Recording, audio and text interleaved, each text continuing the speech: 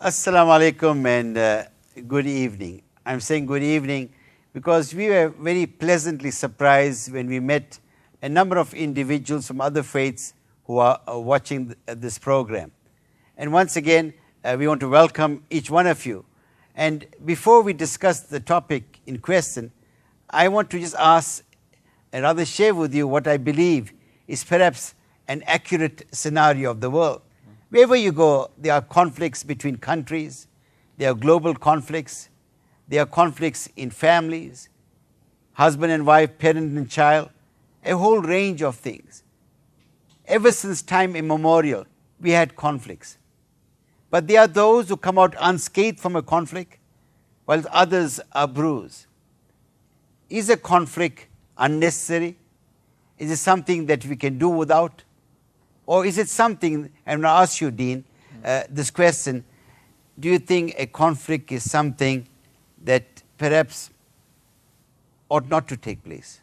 Assalamu alaikum. I think conflict is absolutely necessary. I think conflict represents an opportunity for us to grow. And when conflicts are not addressed, it's that when it really festers and gets worse. And so it's very necessary for conflict to occur because most people don't grow during the good times. The opportunities for growth really occurs when there's breakdown in conflict. So Dean, I think you make a very valid point. So are you saying to the viewers, when you go through a conflict, do not let it get you down or diminish you.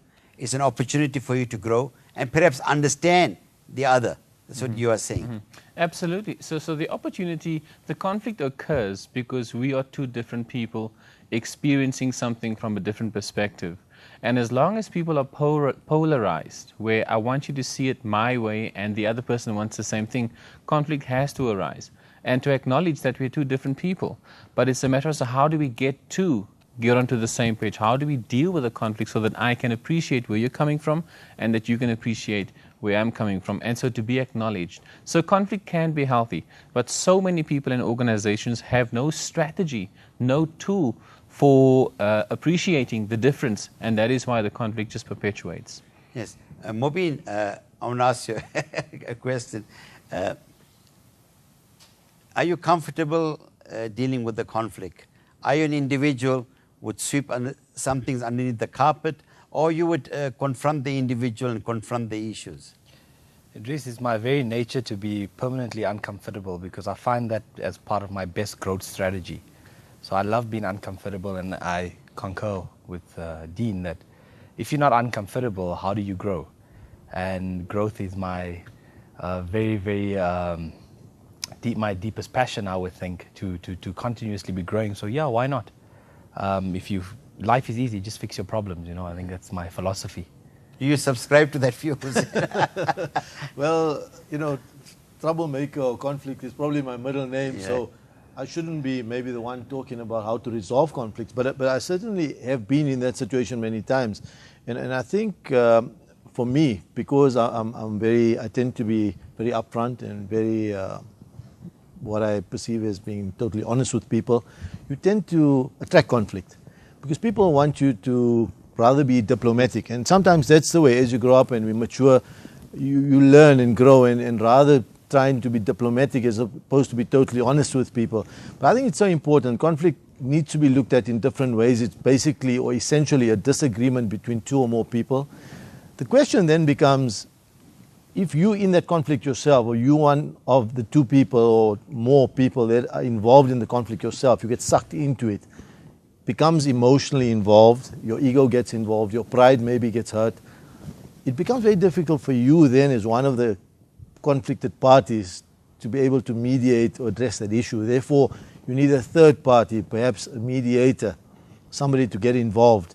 And that's where I think there are many opportunities out there, whether it's a corporate environment, whether it's a family environment, a social environment, for people to take up leadership positions and say, so for example, if let's say two people, two of my friends, work colleagues are involved in a conflict and you can see this taking place, is there responsibility on people standing by to get involved and say, I see there's a problem here which could impact the two of you and the organization.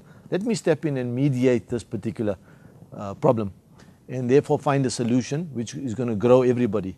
So there's different ways of looking at those conflicts. So I think we agree that when you think of a conflict, it's about individuals, maybe in an organization, could be a family issue, when they have perhaps divergent viewpoints or perhaps, and anything could lead to that. I know, Dean, that you are also actively involved in these things. What is your understanding of conflict management, though? I think conflict management is critical. And one of the ways in which to address so we're always going to have difference. And I'm not you and you're not me, therefore we have to appreciate we have two separate realities. And so we need a process to facilitate the appreciation of the different realities. And the only way to manage that is through dialogue. And oftentimes when we have conflict, it's very necessary to have someone facilitate a process so that we dialogue with a way of conduct. So, I insist I will be heard. And we have to ensure that there's a time and a place for everything. But as long as there's a power struggle, we are not going to make progress. We ain't going nowhere. And so it perpetuates the polarity between two people or organizations. And so it's necessary that the issue or the underlying issue is sort of addressed. And so in order to go deep down and to really address what's really going on, you need to have someone to hold the space for you, as you said rightly. Otherwise, we argue at the surface level. We never really get to what's the essence of what's really going on here. And when you facilitate that process, people have astonishing aha moments. Mm-hmm. Like, I never knew that was something that bothered you, especially in relational conflict, because we kind of, at the surface, we don't delve deep down. But if you are willing to really cross the bridge and to appreciate where that person is coming from and to see their world as they see it, they feel validated. So, and Dean, oftentimes. Okay, and the number of points that you raise, right? The one is perspective transformation. You see it from the other perspective. The second point is also very critical, and I also experience this. When people are coming patently with the idea of reconciliation, right? But if they come there with the intention of scoring points, you're not going to win. That's the point that you're making. Am I right? Right. And the third issue, I think, and what you are saying is true, we do not want a band-aid. We want to look at a permanent solution and look at the underlying causes. And Mubin, why is it that individuals are not prepared to be open about the feelings? They tend to keep it to themselves, and they build in a lot of resentment. What can we do? I mean, if you're mediating or talking to another individual and perhaps helping him to come to some idea of saying, listen, you know what, let's take a step in the right direction and perhaps we can make it work. I think the world by design has been created such that we feel that we shouldn't have problems, or that I'm the only one that has this problem, and it makes us feel that we shouldn't talk about it. Especially in men, we wouldn't really air our concerns as much as I think women would. But it's because we've been taught to believe that we shouldn't be vulnerable. Whereas I think to work through your issues or your problems, you need to air that out. So for me, it'll be more of getting it out there and speaking about your issue and rather waiting, instead of waiting for it to explode, speak about it and get done with it. Because if you make other people understand you better, it gives them, I mean, as Dean says about your reality, it gives them a view of your reality and what your world is about. Okay. I think that's the important part to that, because I love of the philosophy that what you don't understand in other people helps you understand yourself better. And I think it's just about getting that reality across to the other person. Okay, I don't know, Hussein, whether you concur with this, right? One of the points that I feel is very, very compelling. I think when you go through a conflict, you discover a lot more about yourself than the other. How important is self-discovery? How important is it for you to know, what is it that makes me angry? Why do I get angry? Why do I see people in a negative perspective? And many people are not prepared to confront their own reality. And why do you think it is so, Hussein? I would agree with that. I think very often conflicts need to happen. It needs to reach almost a boiling point for people to understand themselves a little better. And very often the faults and the problems they tend to pick up in others are things that arise in ourselves and that are there, but we tend to pick up. So we need that as a journey to self-discovery, to discover ourselves. And it needs to happen for us to grow and to improve, as you mentioned earlier. So I very often look forward to those type of conflict situations.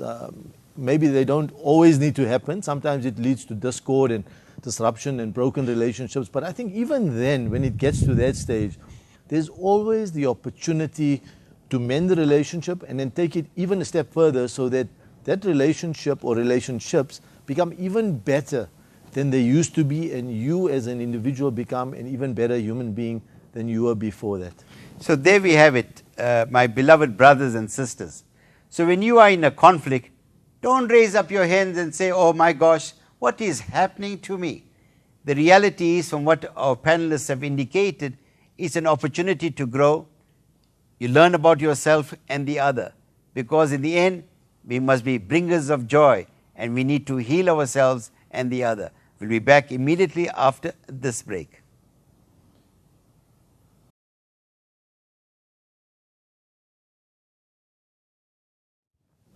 Assalamu alaikum wa rahmatullahi wa barakatuh.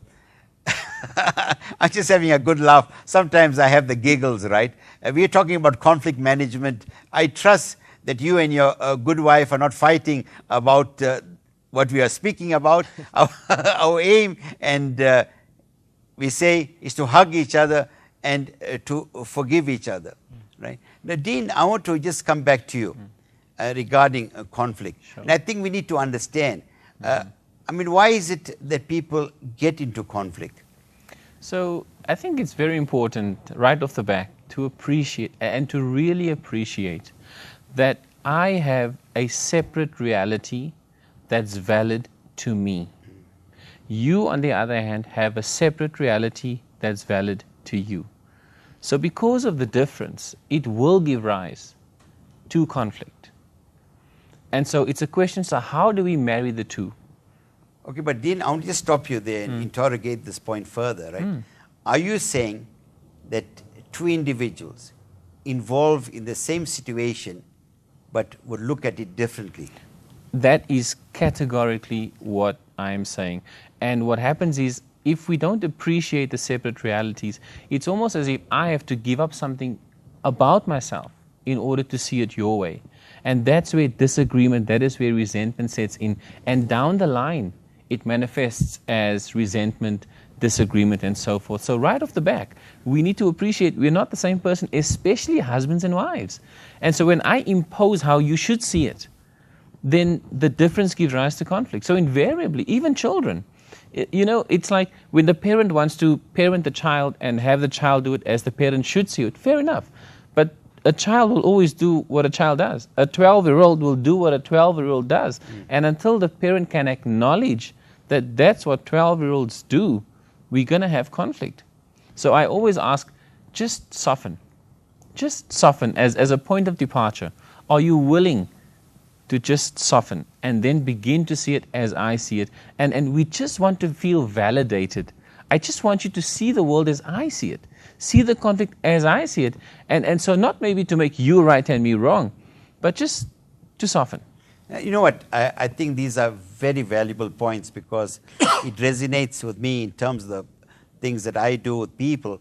The whole idea is to look at the other person and say, listen, today I'm going to keep quiet and I'm going to listen with my heart. So understand the person's emotions. I know when you're talking about children and the youth, I know Mobeen is an eloquent exponent. He loves the youth because he likes youth. You know, like my good self, I'm quite youthful, Mobeen. On your part, I mean, when you see the youth, and is there a particular message you want to give them, or parents, so they understand the youth? Because at the moment there's a huge gap, you know, generational gap, and a lack of understanding between these two critical players, the youth and the aged. Well, I think we feel it more now than I think ever in history, because the world has changed so rapidly.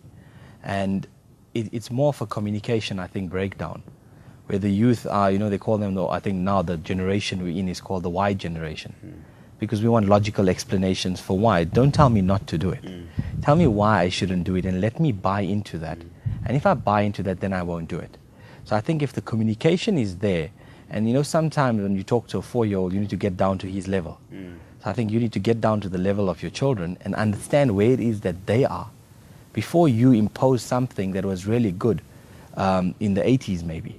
But that's not really good now, and you could never make somebody born in the 90s understand what you lived through in the 80s. It's just we're living in two different worlds. So it's more of making you understand and communicating the difference or what you'd like to see, and having that discussion and dialogue with the kid or whoever it may be to find common ground and then find the way forward. Because from both what you have said, Dean and Mobeen, you are speaking about dialogue. I think it's critical. Dialogue to me means that both people speak. When one speaks, the other listens with the heart, and vice versa. Because that also is affirming, right? I know, Hussein, you are involved not in conflicts per se, because when I meet with you, I think he is a man that wants to promote peace, right? Why is it, Hussein, that people get into situations of conflict, and some reasons were cited from your perspective? I think one of the reasons, and I like what Dean said about getting people to soften, but one of the reasons I find is focus. So people, you know, we could have 99%, and we may be working on a particular project or maybe on a program or whatever the case is, 99% we have in common. The focus tends to be very much on the disagreement. And so we will focus and hone in on the 1% where we disagree, and we tend to get into an argument and a debate and a discussion. If that's not controlled, and emotionally we start getting involved and sucked into it, then you start finding yourself focusing on that 1%. So sometimes it's important to step back, soften your stance, and as you say, Dean, empathize, look at things from the other person's perspective. So I think that's very important. The other thing is, people tend to play a blame game, don't they? It's a human thing sometimes. As opposed to looking at ourselves in the mirror and say, how can I improve and where did I go wrong? We tend to say, you know, who can I blame for this? And the moment you point the finger at somebody else, suddenly there's an explosion, there's a conflict. You start tapping into somebody's or you know, impacting somebody's ego. People get offended, and that's where it all starts. And if that's not controlled and managed, preferably by somebody from the outside, or if individuals can manage it themselves, then you find a conflict arising. Because, you know, Dean, as you're speaking, some thoughts were in my mind. The whole issue is when people do come for some kind of reconciliation or resolution. I know, in my experience, sometimes when I see a young lady who's come with a wad of notes, you know, issues about a spouse. So I said, my gosh, I'm going to ask her a difficult question. And I often ask this question, and they are sometimes irritated, sometimes pleasantly surprised.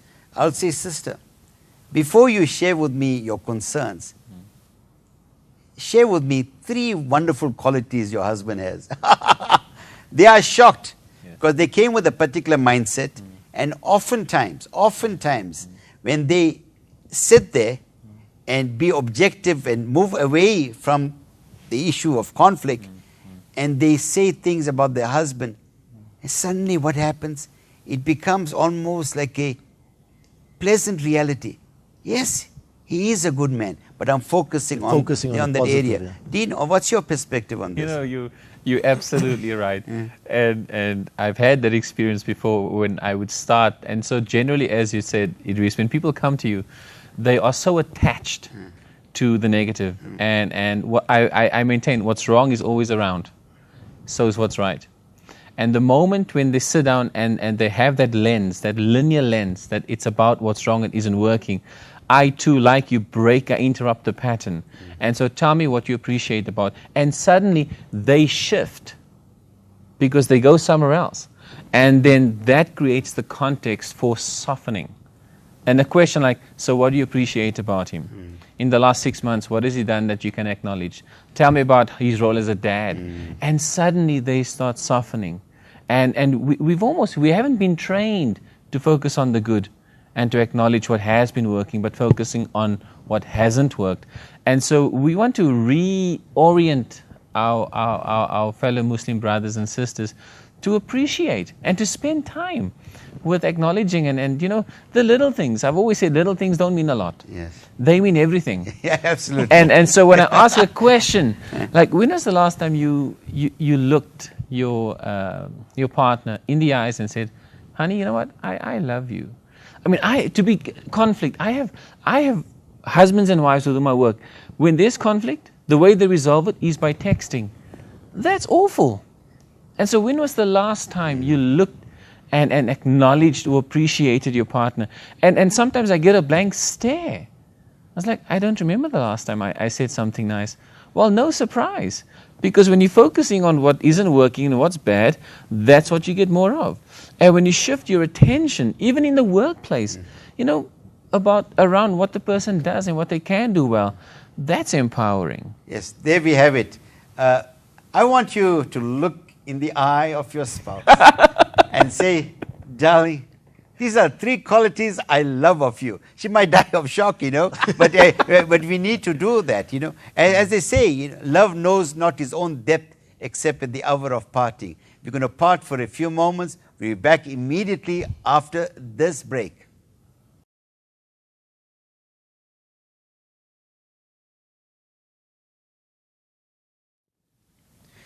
Assalamu alaikum and good evening. Yes, we're talking about conflict, and the aim of these programs is to enlighten, educate, and more than that, to stimulate discussions.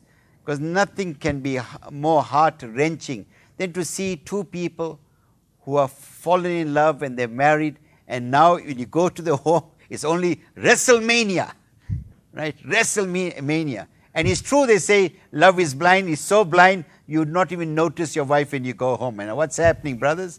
What's happening to you, my beloved sisters? So I want to ask you, Dean, this question, right? Can all conflicts be resolved? So a resounding yes. I believe that human nature is by nature good. And because of our innate human nature, our good nature, we have the potential to resolve difference. And I think to try and drive the dagger home is always to look at, so what's it costing you? Sometimes it costs you a healthy family.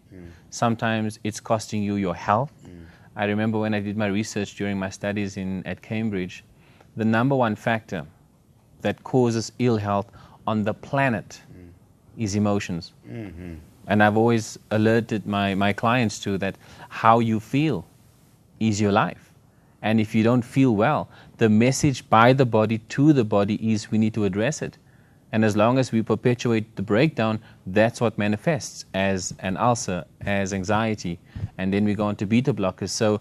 And all it takes is for us to soften, to see it for what it is, and then to take responsibility, to be the catalyst, to shift the conflict. I've always maintained in my coaching sessions that if you have one option, you don't have an option. And so many people are stuck on that. If you have 2 options, you have a dilemma. You ain't going nowhere because the first one's going to bottom out and the second one. You need choice, 3 possibilities. And no matter what the conflict, you can always find 3 ways to move forward. It might take 6 months, it could take a session, it could take 2 years. But the most important thing, what we need as human beings in breakdown, we need to know that we're making progress. That's a good place to start. And when we find ourselves, back against the wall, nowhere to go, that's when we just break down. So can we resolve conflict? Absolutely, we can. And if, whenever I work with someone, we look back on their lives. They have had moments of incredible breakdown. Every single person, they've had times when they had no money, no car, the debt collector came, there was sickness, there was death, and somehow, somewhere, they have gone above and beyond and they've annihilated that. So you have a blueprint for your own ability to resolve conflict, whether it's family, whether it's individual, whether it's organizational, even across countries. So without a doubt, it's just about being receptive to moving beyond what is. You see, understand what you are saying. It reminds me of something a sister once said to me. She says that many of us, what we really do, instead of us reversing a situation, we tend to rehearse it. We keep on playing it in our mind all the time. Absolutely. All the time. Absolutely. Hussein, you get 2 people. I just give you just say ordinary scenario, who come to you very, very angry, very, very upset and agitated, to the point in which the only language they know is vulgarity, right? Now, and I think it's important for us to understand this, and I know there are many people who do conflict resolution, they are arbitrators and mediators. And I found one of the mistakes, I'm saying it quite clearly and openly, one of the mistakes that we make is when people come angry to you, we still want to resolve it there and then, instead of creating a situation of calmness first. How important is it that people are calm when they are dealing with this? Yeah, I think it's extremely important because you, as Dean says, emotion. When people are emotional, it's difficult to then really find a solution in that environment. So one needs to get them to step back, be calm, and look at things a little more objectively. I think one of the other things is I find that causes a lot of conflict, and maybe it's a solution, a way of finding a way out of it, is resentment. Some people develop, whether it's a disagreement, offended with something, and suddenly there's an element of resentment there. And if you take the resentment and the anger and the hurt out of it, suddenly you can start opening up ways of finding an opportunity towards a solution. Okay, Mobeen, I know we spoke about what is a conflict, we spoke about how to manage the conflict, right? Then people speak about a conflict resolution. Now, should in that resolution make both people happy, or your concern is only with the victim? Should both people be happy at the end of the exercise, or it should be one winner, or everyone wins? I think both people should be happy. You wouldn't have resolved it if both weren't. It probably would be a very difficult thing to make both people happy, and one would probably have to give a bit more than the other, because I think that's ideally how you would resolve it. But most definitely, everybody should be happy, because if they don't part happy, you're going to meet them next week again. Ideally, what you want is a win-win situation, isn't it? There's going to be give and take. You mentioned that some people have to give of themselves a little more in order to empathize and actually find out what is the other person thinking, what's his view, what's he feeling, what's he going through. And very often there's a lot of hurt involved, so it's about tapping into that. But yeah. I agree. When I agree, when people come to you, they are so hell-bent on them being right and their reality. I like to suspend how it is, and I like to suspend how it is, and let's look at what could be an outcome.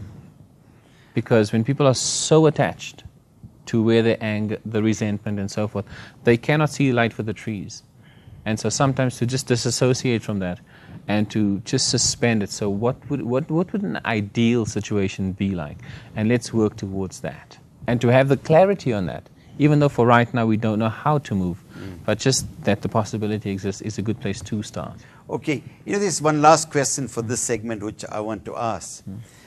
The whole thing is, when you are called upon to mediate a conflict, what qualities should a person that mediates, what are qualities that will endear himself to the others? And I think that's important. You can't just go there. I know of some people say, I'm the uncle is coming to see both of y'all, you're unhappily married. He tells Fatima, I don't hear nothing from you, just go back. That notion, right? Now, that will not inspire confidence. It's really terrifying someone. So what are some of the attributes of a person involved in this? What are some things that will perhaps say to them, you know what, he's the guy. Sure. She's the right person to deal with this. So if I could just very quickly say, so I think we all have views, and I will very gladly share that I am an evangelist when it comes to not just rescuing relationships, but annihilating difficulties in relationships, because people suffer unnecessarily. So I think that's very important. What's your belief around whatever it is you're managing? So that's very important. And I think for myself, again, I love people. And so I don't struggle when I find myself present to conflict, because I'm very clear that what I bring is love. And it's been said that, that you fall in love with what you do and you sell your love. And if you could be yourself, then this is a calling. It's not intellectual as a mediator. Idriss, the other point I want to make is, Dean is a specialist in that field. Very often though, Dean, you may find people who are not specialists in that field. And just because you happen to be there, you're the right person at the right time, etc., and you are called upon to do a job and to mediate a particular conflict. And that becomes very difficult because that's not your speciality, that's not your field. Maybe that's not even what you love doing. But there's an opportunity there for somebody to take leadership, ownership, and actually to create a better environment, whether it's an organization, whether it's a family, whether it's, whatever it may be, a team, a club, etc., but you call upon to do that job. And in that case, one has to be very objective. One can't take sides. You need to be level-headed. You need to step back and respect both parties and both views and opinions. Or there may be more than two views and opinions. But I do think there's lots of opportunity there. Mobeen, I'm going to ask you a difficult question, Mobeen, right? I know we speak about a Rogerian model of counseling. It is more through self-discovery, where you do not advise the couples. I have a different perspective. My perspective is that when you're talking to couples, when you're engaging them, and if what the husband did was patently wrong, I would say that I'll make a value judgment based on our own understanding of Islam, what is right and wrong. But the Rogerian model says no, it must come through self-discovery. And the whole idea is the couples must do what will make them happy. But in Islam, we know we must do what is right. And there is a fundamental difference between those two concepts, right? So Mobeen, what's your take on all of this? I think everybody's been young at a point in time and realized that going through life, you do maybe certain things that are Islamically not correct. And you knew it wasn't correct. But it takes you some time to realize that I shouldn't do that again because I've lived the consequences. And then you start to realize that the teachings that we've been given actually are the life book, are the lessons for life. So I do believe that we should follow our Islamic teachings because it's a foolproof recipe for success in anything. And if we go against it, that's fine, you can go against it, but you'll probably come around the corner and realize that you shouldn't do it again. So most definitely I would strongly advise that we follow our teachings. Yes, my brothers and sisters, we are discussing conflict, and alhamdulillah, you could make out from here we are discussing it in a very unemotional way. We are not getting agitated or angry and saying my turn to speak. So yes, in a situation, all of us are diverse individuals. Get to know yourself and get to know your partner, inshallah. When I say partner, I'm talking about your beloved wife or your husband. We'll be back immediately after this break.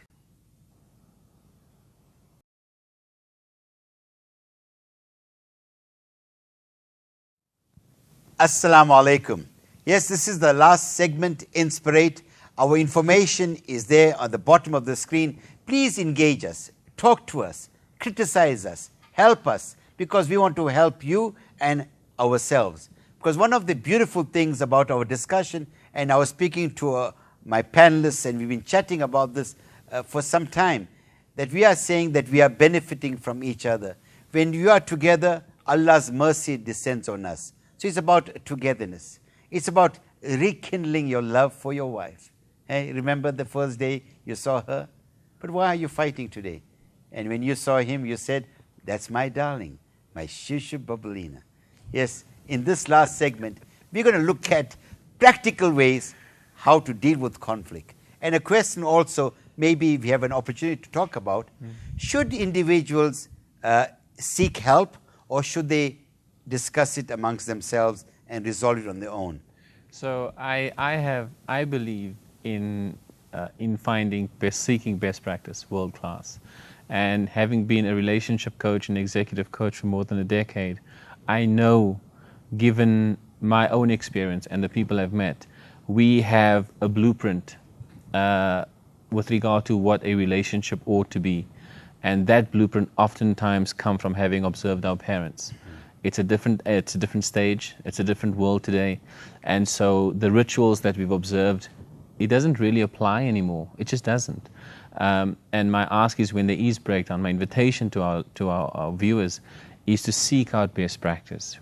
And what I've discovered is so many couples with the best of intentions they seek help from the wrong people. They go to the in-laws, they go to the friends, and because your friends love you, they'll always tell you what you want to hear. Yes. And that's oftentimes polarizing you and your partner.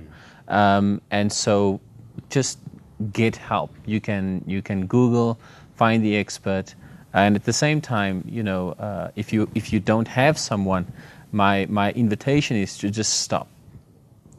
Just stop, breathe. It's amazing what breathing does, and then to maybe just contemplate with yourself, what is it that you really want?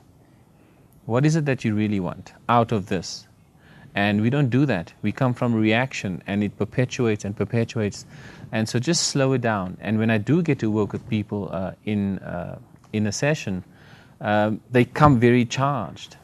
And I sit down, and the most important thing, of course, is the rapport, the ability for me to relate with them and to them, and to slow it down. In fact, I recall this. There was a couple, they wanted to see me. They had to drive about 5 hours. Okay. And when I spoke to them over the phone before they left, they were at each other's throats, really, a lot of aggression, a lot of subterranean violence and anger. And so when they came to Durban, I told them where I'm going to meet them. When I met them, they said to me, Brother Idriss, we don't need you. We have resolved our issues. Really? I asked her, how come? Yeah. She said, for the first time in our lives, as we are driving without our kids, we began to listen to each other with empathy. And I realized what I need to do to this relationship and my beloved wife, the very same thing. Beautiful. So the idea that struck me is this: if you are prepared to talk about things without trying to win points, a lot you can gain. And added to the points that you make and the point that you are making, that it's good to see an external person, not your friends or your families, because there'll be prejudice, right? Mobeen? Absolutely.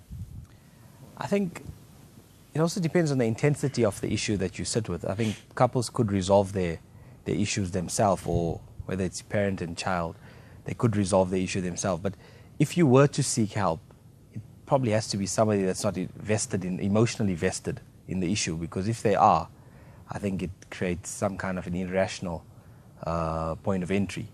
So most definitely find somebody that's not vested in your issue. Hussein, I heard the statement, right?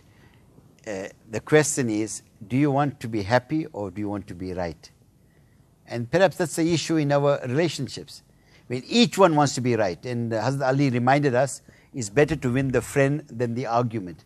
How important is that particular mindset? That when you are having an issue, when you discuss things, and you do it with the idea of healing the relationship rather than worrying about your own ego. It's brilliant. And I think that sometimes, very often, that gets to the heart of the conflict, isn't it? Because I feel I'm right, you feel you're right, and so we get into this ping pong and just exchanging ideas about who's right all the time. And if you entrench yourself and you don't want to give in, then that just escalates. So very often it's about stepping back and saying, okay, do I want to do the right thing or do I want to do the kind thing? And if your relationship is more important than your own personal ego and your own personal point of view, then you'll end up doing the kind thing. And that's a question maybe one needs to ask yourself when you're in that particular position. So often the ego takes over, and it's about playing that blame game that I spoke about earlier. They say we never ever die from a snake bite. It's the venom that pours through our veins and stays there. So somebody may say something to you a year ago, 2 years ago, 5 years ago. It stays in there and it circulates in your bloodstream. And that's what, in the end, can kill you, cause resentment, break down relationships. So important to do the kind thing as opposed to doing the right thing. And very often, we're human. We are going to make mistakes. We're going to say the wrong things. All of us will continue to say the wrong things even after we apologize. So really important also, when you do end up doing the wrong thing or saying the wrong thing, to pick up the phone sometimes and apologize straight away. I find myself in a situation very often where I tend to often say the wrong things to the wrong people at the wrong times, and then you step back, and when you go home and have a moment to yourself, you realize you've actually offended somebody. Pick up the phone, apologize straight away. And that's not easy to do. No, it's not easy at all. In fact, the I think one of the issues, and we have said this, is about communication. I found that when couples do not talk to each other about each other, then what happens once there is resentment, the issue becomes almost irretrievable. You cannot change the situation. And I met a scholar the other day, and he was telling me that he and his wife, prior to the marriage, made one commitment. Every 2 weeks, they're going to sit and have a conversation about the beautiful things that happen and also areas for development. And they are so happy. Like, they rather do a biopsy rather than an autopsy, right? So how important is that, Dean, for individuals? Because we are concerned about family relationships. It could be an executive officer, the subordinates, his managers, and everywhere you go. I mean, wherever I've been, there is a conflict, and often I realize that there are two individuals who have a passion for their work, have a passion for the company, but just that they cannot get along, you know. You know, it's we have 24 hours a day, and we are awake a lot of the time. And when I'm always looking for world class, and when I spend time with people who seem to be having not just a good relationship, but a wonderful relationship, they have rituals that they engage in on a daily basis, on a weekly basis, and that's what works. So you said this couple meets every 2 weeks. That's a ritual. And people who have difficult relationships, they have disempowering rituals. And the rituals include, I get home, the first thing I do, I pick up the iPad, or I'm on the phone, or just before I go and have dinner, I'm on the phone, or doing something, but I'm not present. And the people who seem to be having wonderful relationships, they seem to have presence. When they're eating dinner, the TV is out of the way. The phones are not even on vibrate. And so the rituals that people who have good relationships are the ones that we can duplicate, such as conversationing over a meal, after the meal. Like, you know, when was the last time people sat and talked at the table for a while, rather than gobble their food and back on the TV because they're going to miss Isidingo. And so the rituals are the keys to having a fulfilling relationship, even in the bedroom, to lie down and converse, not on the phone and then go sleep, but going to bed together. It's a wonderful ritual, and it's effortless. It's just that we miss out on the little things. But at the same time, missing out on the little things gives rise to bigger things.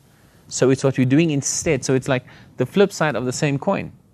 And so that's the secret to having a nurturing, fulfilling relationship, embedding beautiful rituals. Mobin, what are your final thoughts on this topic of conflict?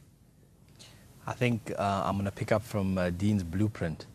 Everything we do has a blueprint, and it's a never-ending cycle. Unless you commit to changing some elements of that blueprint, you're going to reap the same results again and again. And it's similar to what he just said now, that if you have good rituals, they tie up with the same blueprint as well.